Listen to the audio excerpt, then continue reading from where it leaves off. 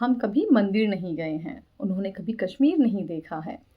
उसने कभी cinema hall नहीं देखा है। मैं इस रेस्टोरेंट में कभी नहीं गई हूँ। Hello friends, welcome back. आज हम इस सेंटेंस को बनाएंगे कि रोज़ हमारे डेली रूटीन में सेंटेंस यूज़ होते हैं, पर अब जब आप इंग्लिश सीखना चाहते हैं तो ऑब्वियसली आप इन सेंटेंस को भी सीखना चाहेंगे। First, structure.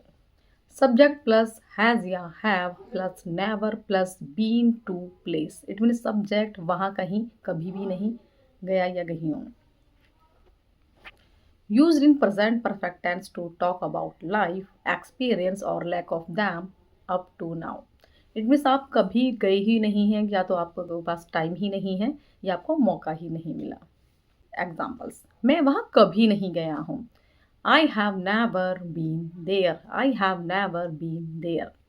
मैं अमेरिका कभी नहीं गया हूँ। इट्स मीन वो बहुत दूर है और lack of time and lack of money I can't go to America, right. मैं अमेरिका कभी नहीं गया हूँ। I have never been to America. मैं किसी शादी में कभी नहीं गया हूँ। I have never been to a wedding. वह कभी स्कूल ही नहीं गया है। He has never been to school. हम कभी मंदिर नहीं गए हैं। We have never been to a temple. उन्होंने कभी कश्मीर नहीं देखा है। They have never been to Kashmir. मैं इस रेस्टोरेंट में कभी नहीं गई हूँ। I have never been to this restaurant. मैंने कभी एयरपोर्ट नहीं देखा है।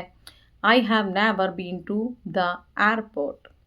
उसने कभी सिनेमा हॉल नहीं देखा है। He has never been to a cinema hall. तुम कभी मेरे घर आए हो। You have never been to my house. मैं कभी किसी होटल में नहीं रुकी हूँ। अब इसका सेंटेंस आप बताएंगे कमेंट में।